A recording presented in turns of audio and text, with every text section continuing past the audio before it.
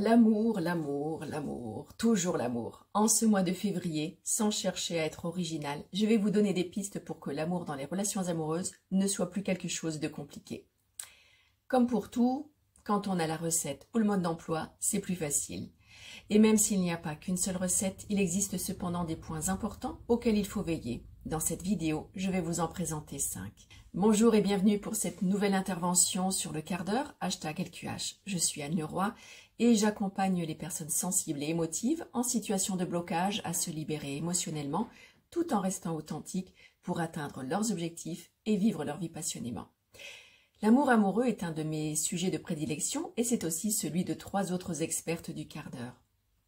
C'est pourquoi nous vous proposons dès le 11 février de libérer votre potentiel d'amour amoureux. En attendant, je vais déjà vous dévoiler une partie des ingrédients. Tout d'abord, votre vision de l'amour. Tout est en fonction de la vision que vous avez des choses, de l'amour en l'occurrence. Lorsque j'accompagne des personnes en coaching amoureux, je suis souvent effarée de la vision qu'elles en ont.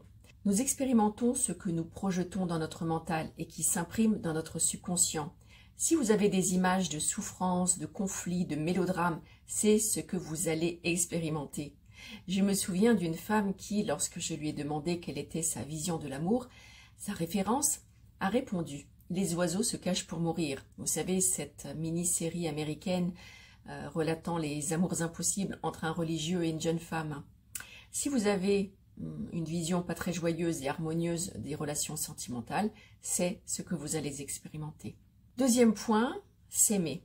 Comment voulez-vous que l'autre vous accepte, vous aime et vous respecte si vous ne le faites pas pour vous-même? Lorsque vous ne vous aimez pas, c'est comme si vous envoyiez un message subliminal à l'autre, exprimant quelque chose comme « je ne suis pas quelqu'un de bien, je suis bourré de défauts, je ne m'aime pas et je ne vois pas comment ou qui pourrait vouloir de moi ».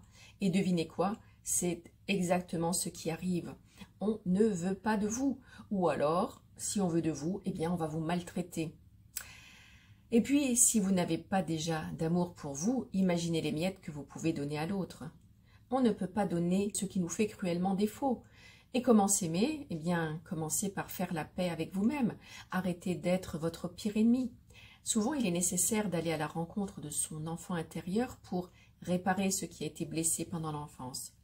Quand vous commencez à vous aimer, vous devenez aimable dans le sens de quelqu'un que l'on peut aimer. Voyons maintenant le 3e point, la liberté affective. Et celui-ci découle du point précédent, car il n'y a pas de liberté affective lorsqu'on ne s'aime pas. Ce que vous ne vous donnez pas, vous l'attendez de la part de l'autre. Alors, vous devenez dépendant affectif, avec tout son lot de désagréments. Manque de confiance en vous, besoin d'être ce que l'autre attend de vous, et donc vous n'êtes plus authentique, et cela pose des problèmes. Cela ouvre aussi la porte à des personnes dominantes et manipulatrices qui vont vous mener par le bout du nez, et dans le meilleur des cas, et ou même vous maltraiter psychologiquement et ou physiquement dans le pire des cas. La liberté affective, c'est aussi tout ce qui concerne la fidélité. Où commence et où s'arrête la liberté de chacun. C'est pourquoi je recommande toujours vivement de définir clairement votre définition de la fidélité et celle de l'autre. Faites-le autour de vous, vous aurez des surprises. À présent, abordons le 4e point, la sexualité. Là aussi, il est indispensable de savoir ce que vous voulez, ce que vous acceptez de recevoir et de donner. C'est dans l'intimité avec l'autre que nous sommes poussés dans nos retranchements et que nos blessures refont surface. Il est parfois très difficile de savoir ce que nous voulons, car nous avons peut-être baigné dans des tabous culturels ou religieux, familiaux ou sociétaux, ou au contraire, et c'est de plus en plus le cas actuellement, dans des définitions tellement larges et sans limite.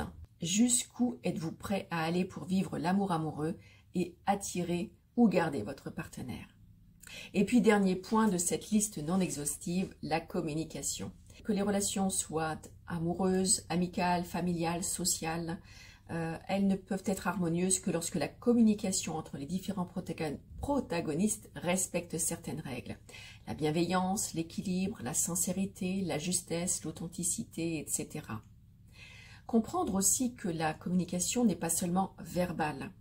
Notre visage, notre corps, à travers les émotions, les mimiques, parlent de ce qui se passe en nous et envoient des signaux forts à l'autre.